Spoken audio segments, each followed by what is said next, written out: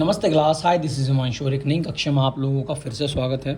हम इस चैप्टर के हम पढ़ के आ रहे हैं। पहले मैं वापस से वो बता दूं, हम लोग पढ़ रहे हैं प्रारंभिक वैश्य शास्त्र। चैनल है एक नई कक्षा, TR जैन VK और सर की बुक है। चैप्टर 1 हमारा डिस्कस हो रहा है। इसके 3 पार्ट ऑलरेडी हम डाल चुके हैं और चैप्टर 2 के लिए हमारे पास एक मैसेज आ चुका है, तो उसके लिए धन्यवाद भाई। ठीक है, अब ये बड़ा इंपॉर्टेंट टॉपिक है। देखो, मैं लाइटिंग वाइटिंग थोड़ा एडजस्ट करके पढ़ाने की कोशिश कर रहा हूँ, तो परछाई को थोड़ा इग्नोर करना। Quality doesn't matter. कौन सी क्वालिटी? जो ये आ रही ना ये, बट कंटेंट मैटर ना। ठीक है, तो यहाँ ध्यान देते हैं। ये बड़ा इंपॉर्टेंट है कि पॉजिटिव एंड नॉर्मेटिव यानी कि वास्तविक और आदर्शात्मक अर्थशास्त्र क्या होता है। ये एग्जाम के पॉइंट ऑफ व्यू से आपको 3 मार्क्स का एक क्वेश्चन बड़े ही प्यार से दे देगा। अब ऐसे तो हम इसको डिटेल में पढ़ सकते हैं, इसको डिटेल में पढ़ सकते हैं, कुछ ध्यान देने वाली बातें पढ़ सकते हैं। उसके अलावा ऐसे नॉर्मेटिव हो जाएगा या नॉर्मेटिव वगैरह पढ़ लोगे, बातचीत है तो करिए। फिर सीधा अगर इम्पोर्टेंट आना है तो आप इस पॉइंट पे आ सकते हैं। सही मायना तो यही कहता है अगर आप एग्जाम के पॉइंट ऑफ व्यू से पढ़ते हैं तब। ठीक है, तो एक एक करके इसको डिटेल में जानते हैं बाकी, क्योंकि जब आपको समझ में आ जाएगा तो कोई भी डिफरेंस पैदा कर पाना मुश्किल नहीं होता है। वास्तविक अर्थशास्त्र क्या है? वास्तविक अर्थशास्त्र भूत यानी कि पास्ट की बात करेगा, वर्तमान तथा भविष्य के आर्थिक मुद्दों से संबंधित है। यानी कि इसमें आप पास्ट की भी बात करोगे, आप आज के दिन प्रेजेंट की भी बात करोगे और आप इसमें फ्यूचर की भी बात करोगे। यह उन आर्थिक स्थितियों से संबंधित है जिनका तथ्यों तथा आंकड़ों द्वारा अध्ययन किया जा सकता है। क्या मतलब है इस बात का? इसका ये बड़ा प्यारा सा मतलब हुआ कि वास्तविक अर्थशास्त्र के अंदर हम ऐसी ही चीज़ों को पढ़ते हैं, ऐसे ही आर्थिक स्थिति के आंकड़ों को पढ़ते हैं जिसका आप अध्ययन कर सकते हो, मतलब जो सही मायने में हुए हैं। ठीक है, आजकल देखा होगा ना कि आजकल हम बहुत गरीब हैं। अब एक गरीब ऐसा भी है, जैसे कपिल शर्मा अपना आपको गरीब कह देता है कि अरे गरीब आदमी, किसी के घर में 4 गाड़ी खड़ी है, अरे मालिक गरीब आदमी। तो भैया उसके आंकड़ों का अध्ययन करो, फटाफट बता दो कि ब्रो तू गरीब नहीं है, तू तो लीचड़ है, कंजूस है। ठीक है, अब क्या है, कुछ आंकड़े पढ़ के देखते हैं। एग्जाम्पल फनी ना लगाओ तो इग्नोर। स्वतंत्रता प्राप्ति के समय भारत में निर्धनता से प्रभावित जनसंख्या का प्रतिशत आज की तुलना में अधिक था। ये बात बड़ी सच है। लगभग मोर देन 50% आबादी इस केस में ये कह रहे हैं ना कि आज के हिसाब से अभी उस टाइम लगभग 50 से 55% आबादी जो है वो गरीबी रेखा के नीचे रहती थी, और वही आंकड़ा है 22 से लेके 25% का। तो ऑलमोस्ट आधे से भी कम अब जो है हमारे यहाँ ये चीज़ सुधर चुकी है। इन्होंने अप्रोक्सीमेट बताया भारत की 22% जनसंख्या निरपेक्ष रूप से निर्धनता यानी कि जो एक होता है ना बिलो पॉवर्टी लाइन, आपने सुना होगा कि यार BPL का कार्ड बनवाया है, ये वही चीज़ है। यह कथन वर्तमान का है। तो इन्होंने कह दिया जी कभी जब आज़ाद हुए थे तो उस टाइम पे ना भारत की जो जनसंख्या है वो आज की जनसंख्या से बहुत ज़्यादा, मतलब 50 से 55% जो जनसंख्या है वो गरीबी रेखा के नीचे थी, और आज के दिन लगभग 22 है। और फ्यूचर में क्या सवाल है, यदि भारत की जनसंख्या वर्तमान दर से बढ़ती रही, जो कि अभी रैंडम ही चल रहा है, तो वर्ष 2023 में निर्धनता रेखा से नीचे रहने वालों की जनसंख्या प्रतिशत 22% से अधिक होगी। अजीब है, सुनो ध्यान से।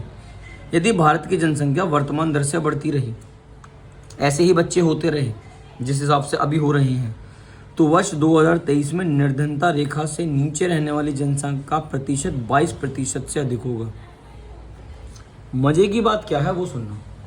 जो गरीब तबके का आदमी है वही बच्चे पैदा कर रहे हैं, क्योंकि उन्हें लगता कुछ और है ही नहीं जीवन में। आपका 1 से 2 भाई बहन है, 1 से 2 बच्चे आपके परिवार में, 2 में 3 हो गए, चलो समझ में आता है।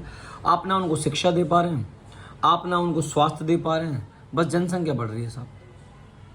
तो ये व्यक्तिगत होता है कि समझदारी वाली बात है, लेकिन इन फ्यूचर गरीबी बढ़ सकती है क्योंकि गरीबों के घर में गरीब पैदा हुआ है।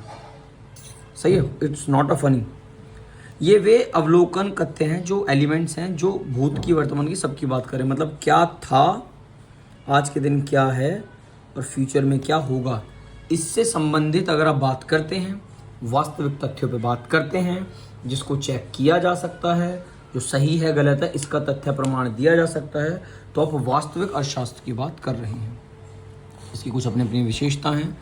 ये कथन आर्थिक समस्याओं की प्रकृति तथा मात्रा पर प्रकाश डालते हैं कि भाई इसका नेचर क्या है, और मात्रा समझते हो ना कितना है, अथवा मनुष्य में भूत वर्तमान और भविष्य से संबंधित आर्थिक व्यवहार का विश्लेषण करते हैं। ठीक है, सेम अभी पढ़ा, ये भी रिपीट हो रहा है। ये कथन भूत, वर्तमान तथा भविष्य से संबंधित तथ्यों तथा आंकड़ों पर आधारित है। यह भी ऊपर पढ़ा। इन कथनों की सत्यता की जांच की जा सकती है, मतलब आप इसको वेरीफाई कर सकते हो कि कह तो ये सही रहे। अगर मान लो हम गलत बता भी दें, मैं बोल दूँ अगर 50 से 55% नहीं था, 40 से 45% था, या 45 से 50% था, तो आप उस डाटा की पुष्टि कर सकते हो। अगर आप लोगों को लगता है कि पुष्टि है तो आप कमेंट में बता देना कि भाई सर ये पुष्टि है, तो हमें भी समझ में आएगा आगे के लिए क्या बताना है। ठीक है।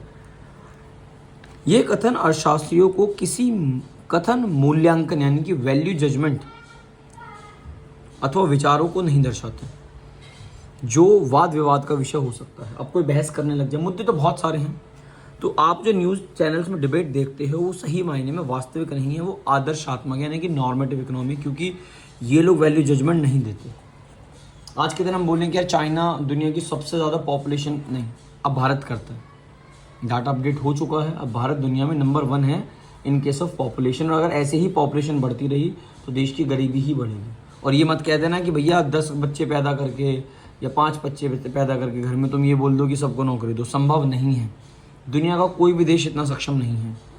ध्यान देने वाली बात क्या है, यह ध्यान रखना महत्वपूर्ण है कि वास्तविक कथन सदैव सत्य कथन नहीं होता। अब देखो ये भी कहा, ये बड़ी प्यारे कहता है कि वास्तविक कथन यानी कि जो पॉजिटिव हैं, जो पॉजिटिव स्टेटमेंट वो सत्य नहीं होते, परंतु इन कथनों से सत्य की जांच की जा सकती है। मैंने जैसे भी बताया कि मैं आपको कोई बात बता रहा हूँ कि भाई ये वास्तविक कथन है, आप जाके चेक कर लो, हो सकता है गलत भी हो जाए है।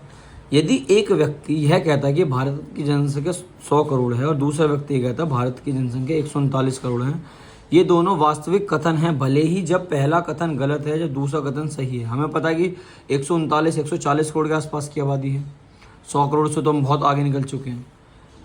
यहाँ महत्व देने वाली बात यह है कि वास्तविक कथन वे कथन हैं जिनका सत्य तथा असत्य, ये सही अथवा गलत दोनों होने की जांच की जा सकती है। यानी कि आप यहाँ पे सही गलत की जांच कर सकते हो, क्या चीज़ सत्य है क्या चीज़ असत्य है। हमने बोला 100 करोड़ तो है नहीं, ये तो गलत बात है।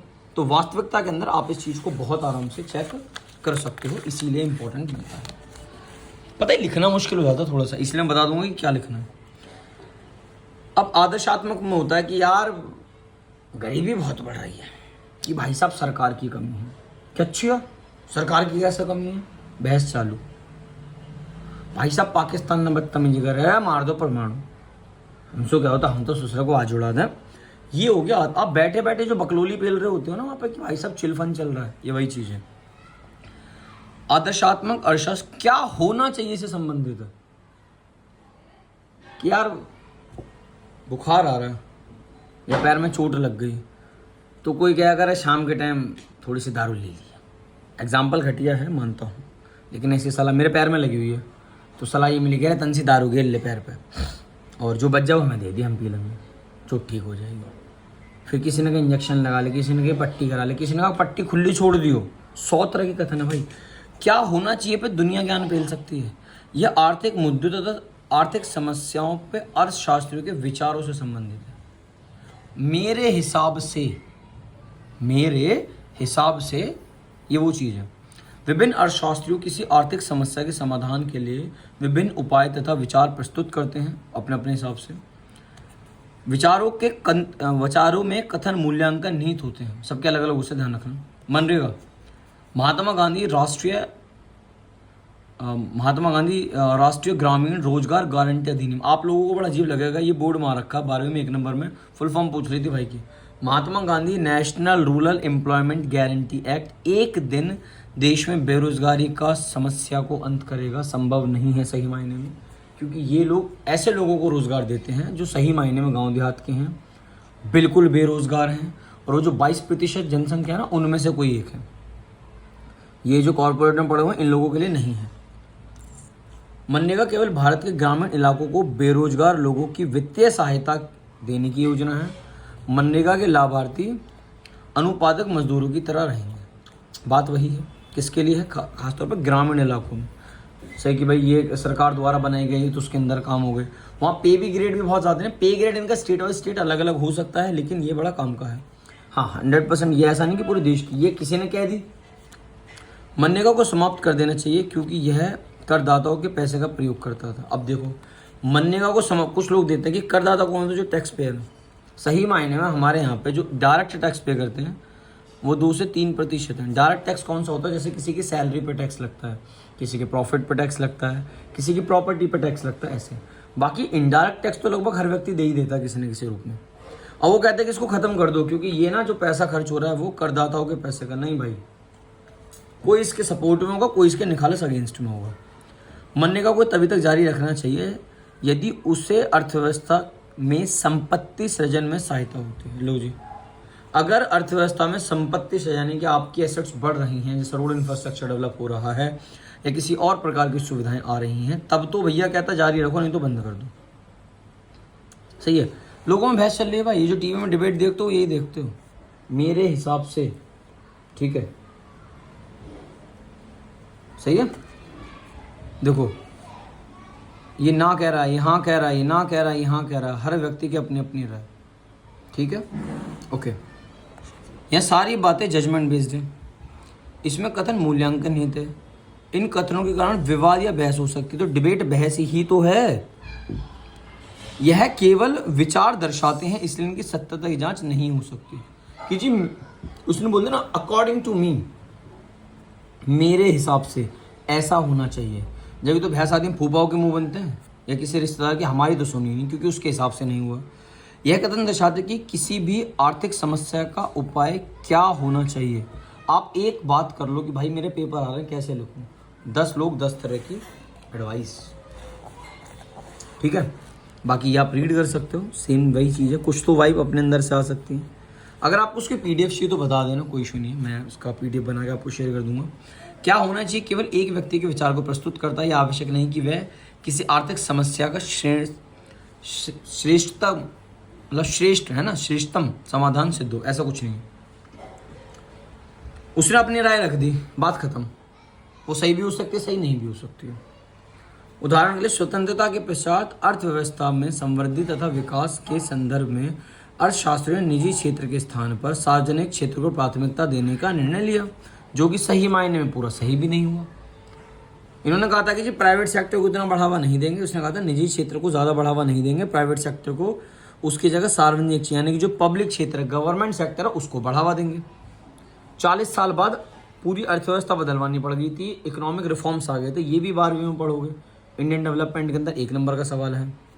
देखो 1991 में 1991 में जुलाई के महीने में हमें नई इकोनॉमिक पॉलिसीज लाना पड़ गया, विकसित किया गया तथा सार्वजनिक क्षेत्र की तुलना में निजी क्षेत्र पर अधिक भरोसा करने का निर्णय लिया गया। फिर वहाँ पर उन्होंने निर्णय बदल दिया। तो सिचुएशन के हिसाब से क्या करना चाहिए, क्या होना चाहिए, इसमें उस टाइम व्यक्ति अपनी राय रख देता है और उसको अप्लाई कर लेता है। वो सही है गलत है ये पता चलता है बाद में, इसीलिए ये बड़ा इंपॉर्टेंट है। लिखने के पॉइंट ऑफ व्यू से इसमें 6 हैं। सबसे पहले तो यही पकड़ो, उदाहरण क्या है। ऊंची ब्याज दर लोगों को अधिक बचत करने के लिए प्रोत्साहित करती है। बचत सदैव एक गुण है। बचत एक अच्छी बात है, लेकिन व्यक्तिगत अच्छी बात है। अगर पूरी अर्थव्यवस्था, पूरा अर्थशास्त्र, मतलब अर्थव्यवस्था कहेंगे, अर्थशास्त्र नहीं कहेंगे, अगर सब मतलब करते हैं कि भाई हम सारे बचत करते हैं, तो फिर इकोनॉमिकली परेशान करेगा। एक तो एग्जाम्पल याद रखो, दूसरा क्या याद रखो, अर्थ। तो ये क्या कहता है कि सबकी बात है, क्या है, क्या था, मतलब अगर को पूछे ना वास्तविक अर्थशास्त्र क्या है, सॉरी वास्तविक अर्थशास्त्र क्या था, क्या है, क्या होगा से संबंधित है, दैट्स इट। यानी कि भूत, वर्तमान, भविष्य। सबसे पहले मीनिंग याद रखो, इसका क्या है, क्या होना चाहिए। मुद्दा तो यही है भाई, ये क्या कहता है, क्या होना चाहिए, सीधी सी बात। अगर आप इस एक तो ये ले लो, एक इसको ले लो, वेरिफिकेशन की जांच कैसे होगी। यहाँ आप जांच कर सकते हो, यहाँ जांच नहीं कर सकते, जांच नहीं की जा सकती, जांचा नहीं जा सकता। यहाँ पे जांचा जा सकता है, क्योंकि आप जिन तथ्यों पे बात कर रहे हो वो वास्तविक हैं। आप उसको जांच कर सकते हो कि ये सही बोल रहा है या फिर गलत बोल रहा है। एक ये पकड़ लो, वैल्यू जजमेंट। यहाँ किसी प्रकार का वैल्यू जजमेंट नहीं है और यहाँ पे निखालस वैल्यू जजमेंट है। तो ऐसे 4 अगर आप पॉइंट याद कर लेते हो तो आपको ये 3 से 4 क्वेश्चन, खासतौर पर दिल्ली गवर्नमेंट में अगर हो या दिल्ली गवर्नमेंट के बाहर किसी स्कूल में हो और टीआरजन वीके सर के बुक से पढ़ रहे हो, तो भाई ये क्वेश्चन 3 से 4 नंबर का एग्जाम में मिल जाता है। इस वीडियो में इतना ही, इसके बाद हम आगे डिस्कस करेंगे क्या, वो भी मैं बता दूँ। अच्छा एक बात और सुन जाओ लास्ट में, ये बड़ी प्यारी चीज़ है, ये पढ़ने वाले योग्य है, देख लो एक बार आराम से, ठीक है। इन्होंने 10 पॉइंट दिए हैं लॉन्डो के हिसाब से पढ़ दे रहा हूँ। बियर पर कर बढ़ाने से शराब बनाने वाले उद्योगों को लाभ पर नकारात्मक प्रभाव पड़ेगा। ठीक है, बियर पर कर, अगर बियर पे सरकार टैक्स बढ़ा देती है तो जाएगा तो वो किसी शराबी की जेब से, किसी दारू वाले की जेब से। लेकिन जब टैक्स बढ़ेगा तो चीज़ महंगी होगी, है ना। वो क्या करे, लाभ पर नकारात्मक प्रभाव पड़ेगा। सही बात है, क्यों पड़ेगा, जैसे ही टैक्स महंगा होता है। अब बियर वालों को, बियर की महंगाई क्यों बढ़ी, बियर क्यों महंगी होगी, देख रहे हो 80 की बियर 200 पहुंच रही है भाई, कोई इसकी बात ही नहीं कर रहा। ठीक है, यहाँ महंगाई लोग मानते, इसको तो महंगाई नहीं मानते, महंगाई बड़े अलग अलग तरीके से लेते हैं। नकारात्मक प्रभाव इसलिए पड़ेगा कि टैक्स बढ़ने से कीमत बढ़ी। अब ज़्यादा जब कोई चीज़ महंगी आती है, वैसे नशे में ये एप्लीकेबल नहीं होता, लेकिन फिर भी व्यक्तिगत रूप से अगर कोई नया नया जो बच्चा सीख रहा है कि भैया मैं बियर पी हूँ, कूल ट्रेंड हो गया ना, ये कॉर्पोरेट ट्रेंड हो गया, ये लाइफस्टाइल बनाने लोगों ने आजकल, तो नकारात्मक प्रभाव इसलिए पड़ जाएगा क्योंकि जब कोई चीज़ महंगी होती है तो लोग उसको कम खरीदते हैं। ये नियम है हमारे लॉ ऑफ डिमांड का, यानी कि मांग का नियम है। ठीक है, तो इनको अपने प्रॉफिट में थोड़ा सैक्रिफाइस करना पड़ेगा ताकि ये इसकी जो कीमत है उसको थोड़ा सा नियंत्रित कर सके कि लोग ज़्यादा से ज़्यादा उसको खरीदते रहें। तो ये बहुत सारे पॉइंट है। सिगरेट पर उच्च कर लगाने से, ठीक है, इसके उपभोग को हतोत्साहित करने में सहायता मिलती है। तो ये भी वास्तव, सिगरेट पर उच्च कर लगाने से, देखो बियर पर कर बढ़ाने से शराब बनाने वाले उद्योगों के लाभ में नकारात्मक प्रभाव पड़ेगा। ये वास्तविक हो जाता, आंसर दे रखे हैं, कुछ अलग नहीं है। ठीक है, देख लीजिए 10वां, सिगरेट पर उच्च कर लगाने से इसके उपभोग को हतोत्साहित करने में सहायता मिलती है। ये भी सच बात है, आपने सिगरेट महंगी कर दी, ज़्यादा टैक्स लगा दिया, जो छोटी गोल्ड फ्लैक्स 6 की आती थी 10-11 की हो गई। तो क्या होता है कि इसके उपभोग, यानी कि जो आप पीते हो, कंज्यूम करते हो, हतोत्साहित करने में, यानी कि उसको डिग्रेड करने में कि यार बड़ी महंगी हो गई है। तो जो पहले 6 पंजे 3 पीता था, अब वो सिर्फ 3 पीता होगा 30 में। तो ऐसे ये पढ़ो, ये काम की चीज़ है। उसके बाद फिर हम ये वाला डिस्कस करेंगे ग्राउंड में, संभव हुआ तो अगले वाले वीडियो में चैप्टर हो जाएगा ख़त्म। सभी को धन्यवाद वीडियो देखने के लिए।